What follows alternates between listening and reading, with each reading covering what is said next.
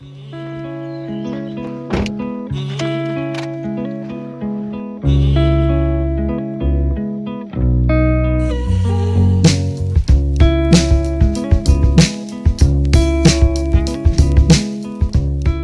c'est Léo pour le jour 7 du défi 7 jours 7 lieux. Aujourd'hui on est au lac de Souston, je vais te montrer les images, c'est super beau, il y a un soleil génial. Et aujourd'hui je vais te parler de l'honnêteté et de la sincérité parce que c'est une valeur que je prône haut et fier, qui m'a beaucoup attiré de problèmes d'ailleurs quand j'étais plus jeune. Mais aujourd'hui c'est une valeur sur laquelle je compte vraiment m'attacher dans ma vie parce que je trouve que c'est très important. Parce qu'aujourd'hui je pense qu'il y en a de moins en moins dans le monde dans lequel on vit à cause de tout ce qui est la technologie, etc., les réseaux sociaux. Je pense qu'il y a beaucoup moins de sincérité, il y a beaucoup moins d'honnêteté parce qu'on est tous un petit peu derrière des écrans et on estime qu'on n'a pas besoin d'être honnête, qu'on peut dire ce qu'on veut, qu'il n'y aura pas forcément de répercussions, etc. Et je pense que ça c'est une grossière erreur parce que dans tous les cas, moi je crois un petit peu au karma, tu vois. Je pense que le karma, dans tous les cas, il te rattrapera. Si tu fais du mal sur internet, que ça soit sur internet ou autre part, le karma te rattrapera.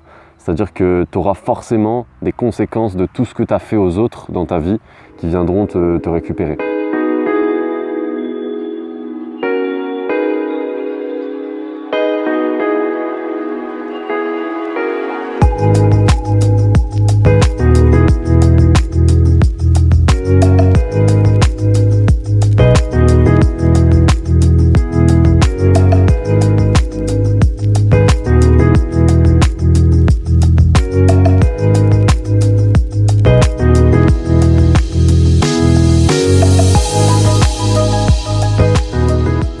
Après, être honnête, ça ne veut pas forcément dire tout dire de sa vie.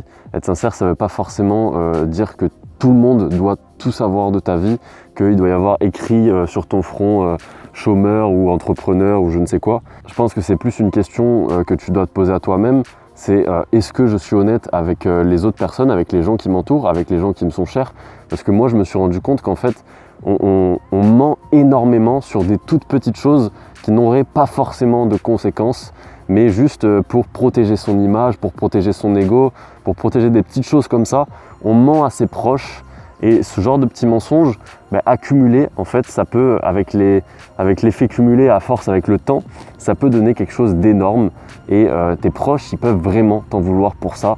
Moi, j'ai des proches qui m'en veulent pour des tout petits mensonges et au final, aujourd'hui, là, ça fait quelques mois que j'ai dit, vas-y, stop tous les mensonges. Et donc, dès que je me rends compte que je mens, tu vois, parce que je pense que le mensonge en tant que tel, il a tellement été banalisé par la société qu'aujourd'hui on ment sans forcément même s'en rendre compte sur des petits mensonges. C'est pas forcément, tu vois, si tu as cassé la voiture de ta mère, tu vas pas dire ah non, je l'ai pas cassé, non, c'est pas moi. Non, ça c'est un énorme mensonge. Mais des petits mensonges, ça peut être du style qui c'est qui a fait tomber ça dans la cuisine? Ah ben c'est pas moi, c'est le chien. Ah ben c'est pas moi, c'est le petit frère qui peut pas encore parler, tu vois. C'est tout ce genre de choses. Donc c'est des tout petits mensonges, je pense, qui n'ont pas forcément de conséquences sur le moment, mais qui peuvent vraiment détruire sur le long terme. Alors des fois, on n'arrive pas vraiment à être objectif en face de ça, mais moi je te le dis, pour l'avoir vécu, des tout petits mensonges qui peuvent vraiment détruire sur le long terme. Et moi je vais te dire honnêtement, je préfère largement que les gens qui m'entourent sachent exactement ce qui se passe dans ma tête, qu'est-ce que je pense à ce moment-là, qui me connaissent un peu mieux, tu vois, que je leur explique un petit peu pourquoi je pense ça, quelles sont mes émotions à ce moment-là, etc.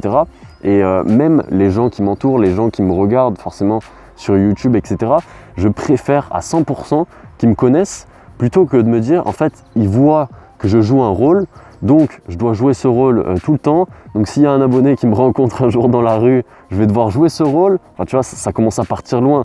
Donc je préfère largement être honnête à 100% avec les gens qui m'entourent et avec les gens qui me regardent forcément sur YouTube et de me dire en fait que ces gens-là, ils savent comment je suis et ils me suivent pour ce que je suis surtout. Et si ça plaît, tant mieux, et si ça plaît pas, tant pis, barrez-vous. Et moi, ça me convient très bien parce que je préfère avoir moins de personnes qui me suivent, moins de personnes dans mes amis, dans ma liste de contacts, dans tout ce que tu veux, et des personnes qui me suivent ou qui m'aiment, qui m'apprécient pour ce que je suis, plutôt que des gens qui croient me connaître, des gens que je trompe et qui vont s'en rendre compte tôt ou tard, parce que je pense que le mensonge, on s'en rend compte tôt ou tard, ça ressort tôt ou tard. Et en vrai, je pense de toute façon qu'on est bien mieux avec soi-même, on est bien plus en phase avec soi-même, on est prêt à entreprendre, on est prêt à faire de grandes choses lorsqu'on est en phase avec soi-même, lorsqu'on est sincère, qu'on est honnête avec soi-même, qu'on connaît sa valeur, qu'on sait la valeur qu'on peut apporter aux autres et que les autres, ils nous connaissent aussi comme on est. Donc je pense que dans une base de vie accomplie, il faut dans tous les cas une base de sincérité et d'honnêteté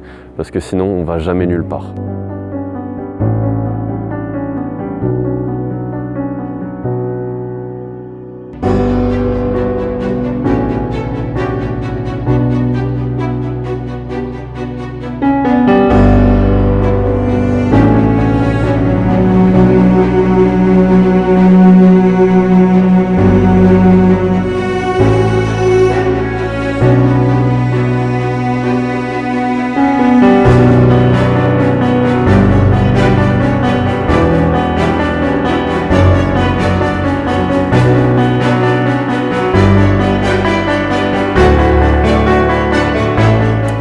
D'aujourd'hui, il est peut-être un peu naïf, mais je vais te dire honnêtement, encore une fois, je m'en fous.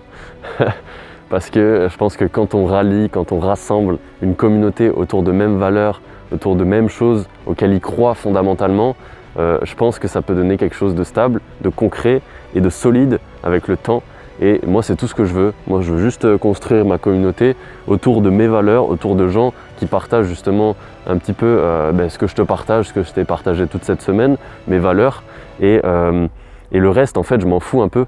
Et s'il y a des gens qui partagent pas mes valeurs, qui partagent pas ce que je prône et qui sont strictement pas d'accord, qui pensent l'opposé, au pire qu'ils aillent voir ailleurs, qu'ils aillent voir quelqu'un d'autre, peut-être qui sera plus proche de ce qu'ils pensent, qui sera plus proche de leurs valeurs, etc.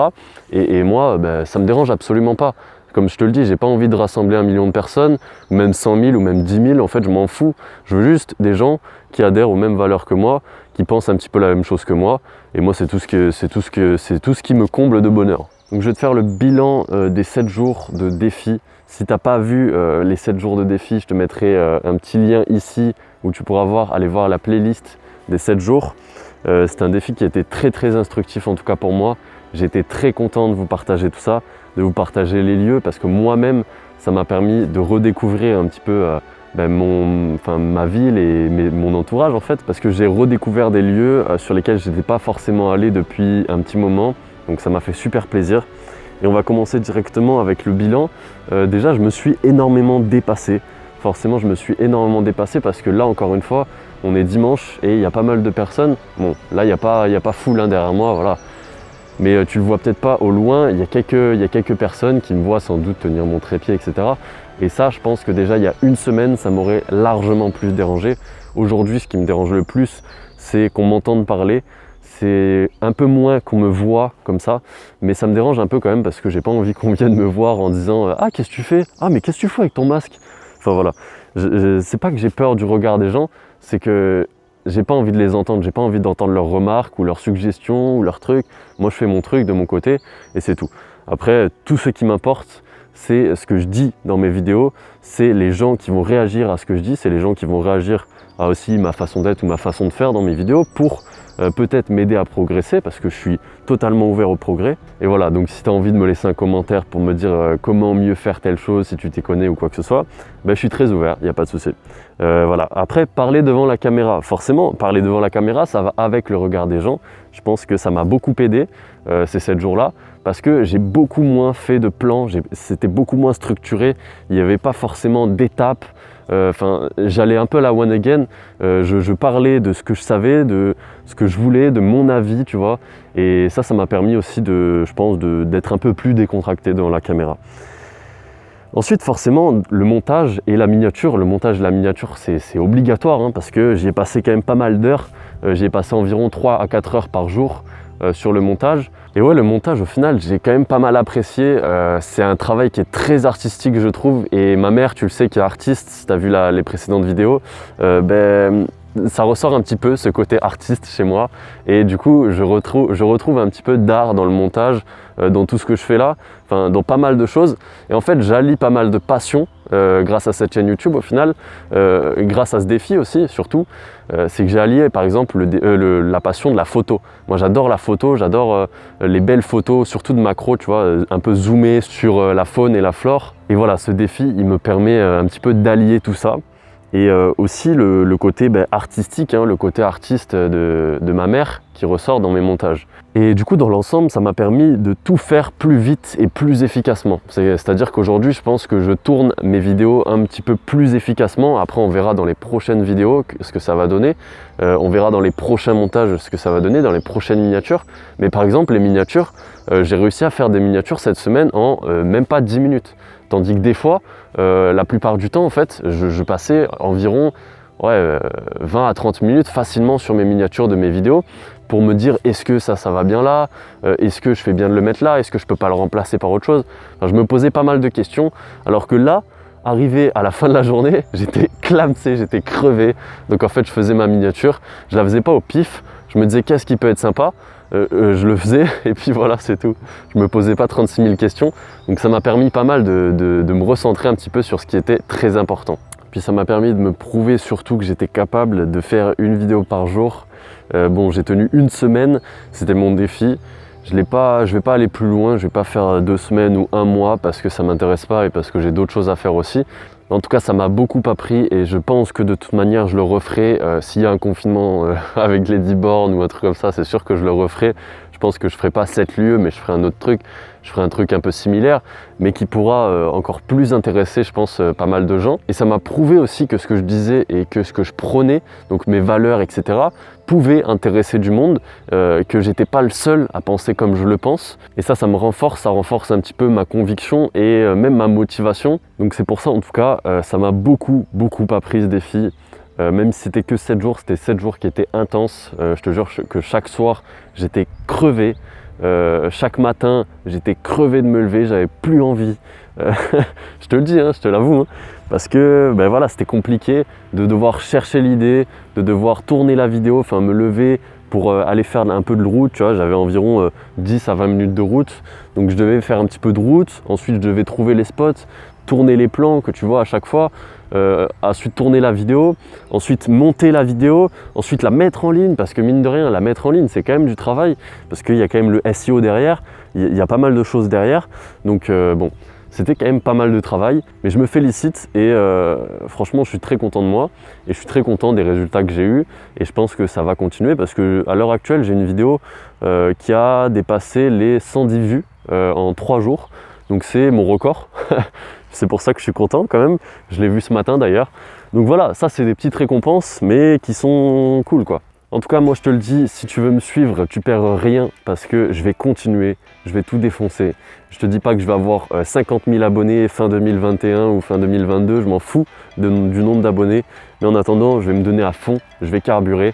Et si tu as envie de suivre mon aventure, si tu as envie de commencer ton aventure aussi avec moi, commence là et réussissons ensemble. Et si tu es ambitieux et que tu as envie d'exploser tes objectifs avec moi, tu sais ce qu'il te reste à faire.